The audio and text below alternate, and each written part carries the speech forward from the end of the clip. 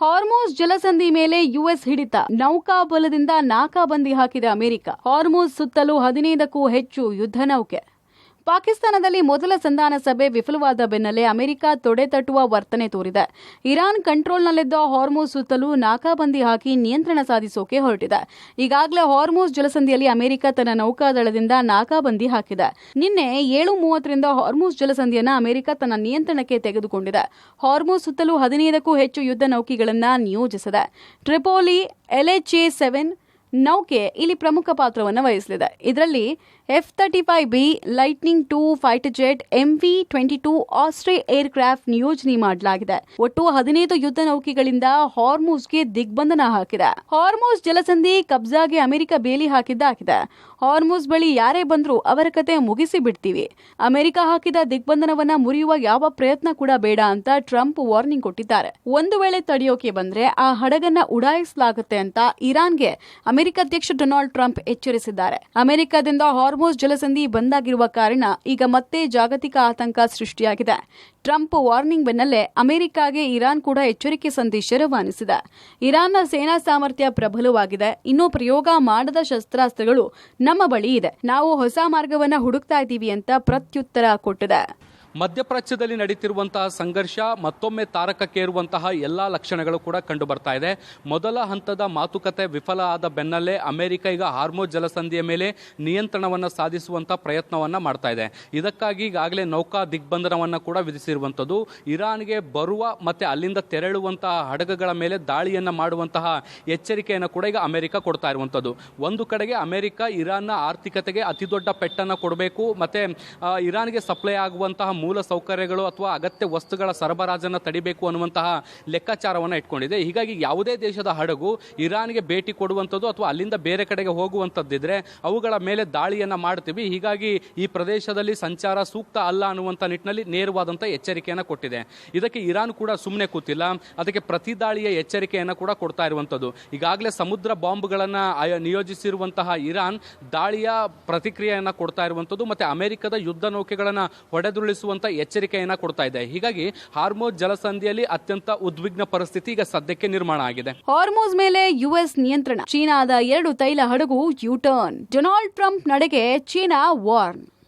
ಹಾರ್ಮುಜ್ ಜಲಸಂಧಿಯಲ್ಲಿ ಅಮೆರಿಕ ಬಿಗಿ ಹಿಡಿತ ಸಾಧಿಸಿದೆ. ಇದರ ಬೆನ್ನಲ್ಲೇ 2 ತೈಲ ಹಡಗುಗಳು ಯೂಟರ್ನ್ ತೆಗೆದುಕೊಂಡಿದೆ. ಚೀನಾಗೆ ಸೇರಿದ 2 ಹಡಗುಗಳು ವಾಪಸ್ ಹೋಗಿದೆ. ಶಾರ್ಜಾದಿಂದ ಚೀನಾಗೆ ಪ್ರಯಾಣ ಬೆಳೆಸಿದ್ದ 2 ಹಡಗುಗಳು ಯೂಟರ್ನ್ ತೆಗೆದುಕೊಂಡಿದೆ. ಇಷ್ಟು ದಿನ ಮಧ್ಯಪ್ರಾಚ್ಯದ ಯುದ್ಧದ ವಿಚಾರವಾಗಿ ಅಂತರ ಕಾಯ್ದುಕೊಂಡಿದ್ದ ಚೀನಾ ಮತ್ತೆ ಫೀಲ್ಡ್ಗಿಳಿದಿದೆ. ಹಾರ್ಮುಜ್ ಜಲಸಂಧಿಗೆ ದಿಗ್ಬಂಧನ ಹಾಕಿರುವ ಅಮೆರಿಕದ ನಡೆಯನ್ನ ಖಂಡಿಸಿದೆ. ಚೀನಾದ ದ್ವಿಪಕ್ಷೀಯ ಸಂಬಂಧದಲ್ಲಿ ಮೂಗು ತೂರಿಸುವುದು ಸರಿಯಲ್ಲ ಅಂತ ಅಮೆರಿಕಾಗೆ ಎಚ್ಚರಿಕೆ ಕೊಟ್ಟಿದೆ. ಇರಾನ್ ಜೊತೆ ನಮ್ಮದು ಇಂಧನ ಒಪ್ಪಂದ ಇದೆ, ಇದರಲ್ಲಿ ಮತ್ತೊಬ್ರು ಮಧ್ಯಪ್ರವೇಶ ಮಾಡೋದು ಸರಿಯಲ್ಲ. ಚೀನಾಗೆ ಹಾರ್ಮುಜ್ ಜಲಸಂಧಿಯನ್ನ ಮುಕ್ತವಾಗಿಸಬೇಕು ಅಂತ ಚೀನಾದ ರಕ್ಷಣಾ ಸಚಿವ ಅಡ್ಮಿರಲ್ ಡೋಂಗ್ ಜುನ್ ಹೇಳಿದ್ದಾರೆ. ಅಮೆರಿಕಾಗೆ ಚೀನಾದ ವಾರ್ನಿಂಗ್ ಕೊಟ್ಟ ಬೆನ್ನಲ್ಲೇ ದಕ್ಷಿಣ ಚೀನಾ ಸಮುದ್ರದಲ್ಲಿ ಅನೇಕ ರೀತಿಯ ಬದಲಾವಣೆಗಳಾಗ್ತಾ ಇದೆ. ಚೀನಾದ ಯುದ್ಧ ನೌಕೆಗಳು ಚೀನಾ ದಕ್ಷಿಣ ಸಮುದ್ರದತ್ತ ಪ್ರಯಾಣವನ್ನ ಬೆಳೆಸಿದೆ. ಸುಮಾರು 100ಕ್ಕೂ ಹೆಚ್ಚು ಯುದ್ಧ ನೌಕೆಗಳನ್ನ ದಕ್ಷಿಣ ಸಮುದ್ರದಲ್ಲಿ ಬೀಡು ಬಿಟ್ಟಿದೆ. ಈ ಮೂಲಕ ಚೀನಾವನ್ನ ಮಧ್ಯಪ್ರಾಚ್ಯಕ್ಕೆ ಯುದ್ಧಕ್ಕೆ ಎಳೆದು ತರುವ ಟ್ರಂಪ್ ಹುನ್ನಾರ ಸಫಲವಾಯ್ತಾ ಅನ್ನೋ ಅನುಮಾನ ಮೂಡುತ್ತೆ. ಇತ್ತ ಸೌದಿ ಅರೇಬಿಯಾ ಕೂಡ ಹಾರ್ಮುಜ್ ಜಲಸಂಧಿಯನ್ನ ಮುಕ್ತಗೊಳಿಸಿ ಅಂತ ಅಮೆರಿಕದ ಬಳಿ ಮನವಿ ಮಾಡುತ್ತಿದೆ. ಇರಾನ್ ವಿರುದ್ಧದ ಪ್ರತೀಕಾರದಿಂದ ನಮ್ಮ ತೈಲ ರಫ್ತು ಸ್ಥಗಿತಗೊಂಡಿದೆ. ಹಾರ್ಮುಜ್ನಲ್ಲಿ ಹಾಕಿರುವ ನೌಕಾ ದಿಗ್ಬಂಧನ ತೆರವುಗೊಳಿಸುವಂತೆ ಒತ್ತಾಯಿಸಿದೆ. ಮಧ್ಯಪ್ರಾಚ್ಯದಲ್ಲಿ ಅಮೆರಿಕ ಮತ್ತು ಇರಾನ್ ನಡುವೆ ನಡೀತಿರುವಂತಹ ಸಂಘರ್ಷದಲ್ಲಿ ಚೀನಾ ಎಂಟ್ರಿ ಆಗುವಂತಹ ಎಲ್ಲ ಸಾಧ್ಯತೆಗಳು ಕೂಡ ಕಂಡು ಬರ್ತಾ ಇದ್ದಾವೆ.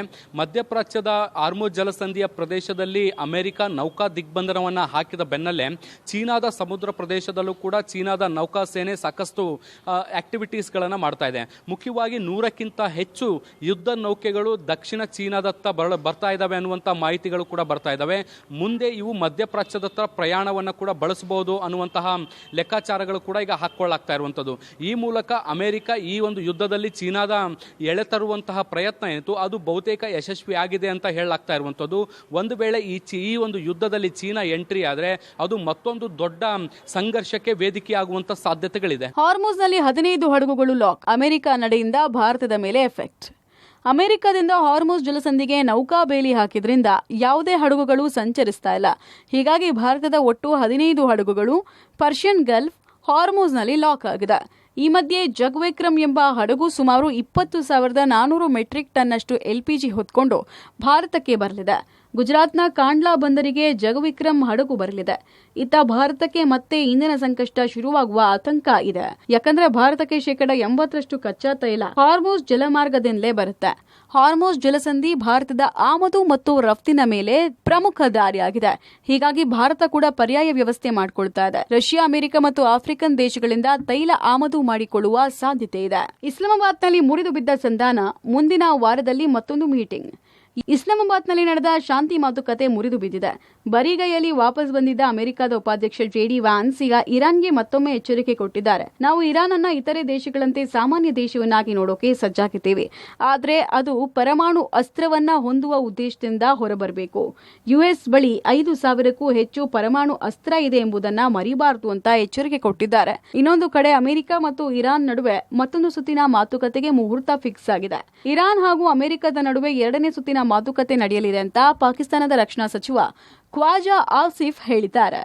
ಮಧ್ಯಪ್ರಾಚ್ಯದ ಸಂಘರ್ಷಕ್ಕೆ ಸಂಬಂಧಪಟ್ಟಂತೆ ಅಮೆರಿಕ ಮತ್ತು ಇರಾನ್ ನಡುವೆ ನಡೆದಂತಹ ಮೊದಲ ಶಾಂತಿ ಮಾತುಕತೆ ವಿಫಲವಾಗಿತ್ತು. ಹೀಗಾಗಿ JD ವ್ಯಾನ್ಸನ್ ಅಮೆರಿಕಕ್ಕೆ ಬರಿಗೈಯಲ್ಲಿ ವಾಪಸ್ ಆಗುವಂತಹ ಸನ್ನಿವೇಶಗಳು ನಿರ್ಮಾಣ ಆಗಿತ್ತು.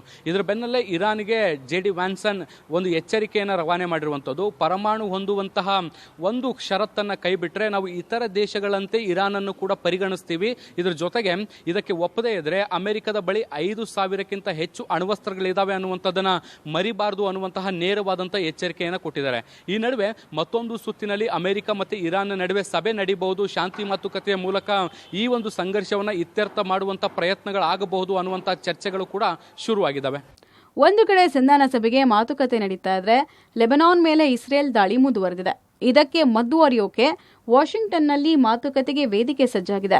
ಎರಡೂ ದೇಶಗಳು ಮಾತುಕತೆಗೆ ಸಜ್ಜಾಗಿದ್ದು ಲೆಬನಾನ್ ಹಲವು ಷರತ್ತುಗಳನ್ನು ಮುಂದಿಟ್ಟುಕೊಂಡು ಸಂಧಾನಕ್ಕೆ ಸಜ್ಜಾಗಿದೆ. Bureau report, public TV.